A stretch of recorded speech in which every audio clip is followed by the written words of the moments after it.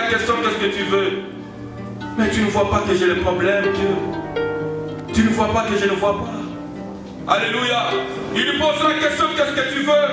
Et ici, Dieu pose la question à Ézéchiel, fils de l'homme. Ces os pourront-ils revivre? Si la réponse d'Ézéchiel était négative, je ne sais pas qu'est-ce qui allait arriver.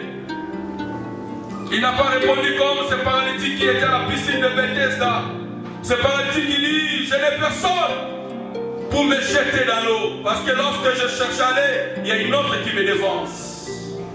Mais Ézéchiel, il avait la connaissance de Dieu, dans la capacité de Dieu d'agir. Il avait la foi, il avait cette qualité-là. Il dit, toi seul tu sais, toi seul tu sais. J'aimerais dire à une maman ce matin que Dieu seul sait ton problème. Oui, Dieu seul sait, il sait, il sait. Alléluia, toi seul tu sais. Dis après moi, toi seul tu sais. Plus fort, après moi, toi seul tu sais. Au sujet de mon avenir, toi seul tu sais. Oui, tu sais Seigneur, tu sais tout, Dieu sait tout. Oui, concernant mon avenir, toi seul tu sais. Concernant mon mariage, toi seul tu sais. Concernant ma femme, concernant mon mari, toi seul tu sais. Concernant mon ministère, toi seul tu sais. Il avait la connaissance dans la capacité d'agir de Dieu. Alléluia. Il dit, toi seul tu sais, Éternel. Parce que Dieu est capable d'agir. Il est capable de faire. Alléluia. Troisième qualité qu'avait Ézéchiel. Ézéchiel avait le courage. Il avait le courage de parler aux eaux. Il n'a pas parlé aux hommes. Il a parlé aux eaux. Vous savez, c'est très facile de parler aux hommes qui ont des oreilles, qui ont des yeux. Quand vous êtes là, vous êtes sûr qu'ils vont vous entendre. Ils sont intelligents pour comprendre.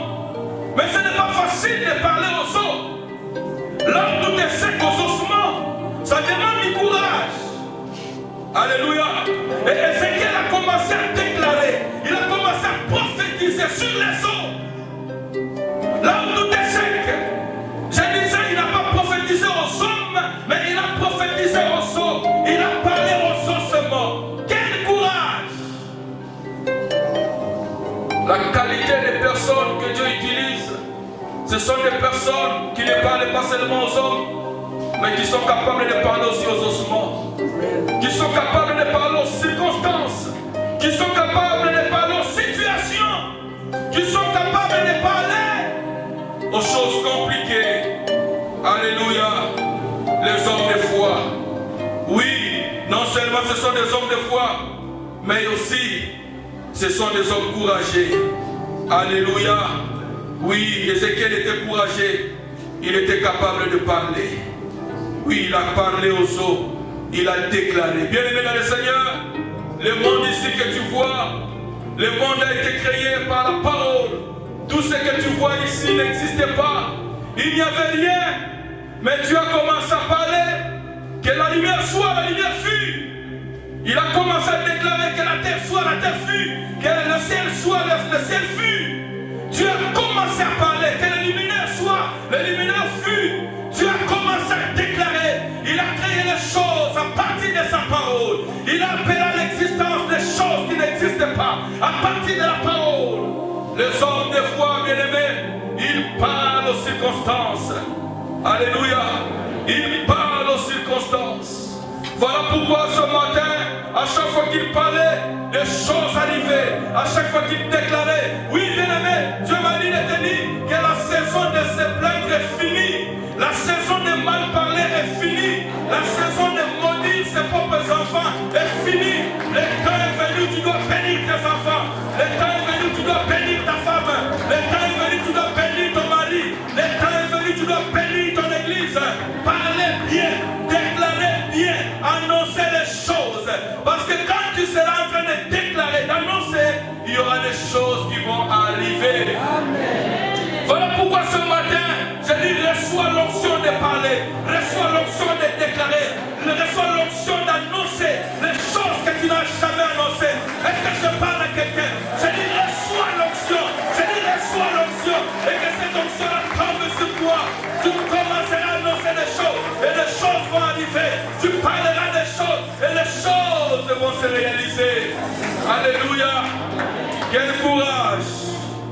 Quel courage avait Ézéchiel. Il était capable de parler et les choses pouvaient se faire. Alléluia. Pour terminer, bien-aimés dans le Seigneur, troisième vérité, terminons dans 2 minutes et puis nous allons prier. Troisième chose, ton état actuel, ce n'est pas ça ton statut final. Je disais ce que tu es aujourd'hui, ça ne sera pas définitif. Ton état actuel ne sera pas ton statut final. Lorsque les hommes te regardent, ils voient les eaux. Mais quand Dieu te regarde, il voit une grande armée. Quand les gens te regardent, moi je vois les eaux. Mais quand Dieu te regarde, il voit une grande armée. Cela veut dire quoi? Bientôt là, une armée sera suscitée. Quand les gens te regardent, ils voient les ossements. Mais derrière toi, il y a une grande armée. Oh, il y a une grande armée. Quand Dieu voyait ces eaux, la Bible dit que Dieu dit une armée sortira de ces eaux-là. Dans ces ossements-là, il y aura une grande armée. Je vois dans cette église, Dieu suscitera une grande armée bientôt. Est-ce que je parle à quelqu'un? Dans cette chorale, Dieu va susciter une grande armée. Dans l'intercession, Dieu suscitera une grande armée.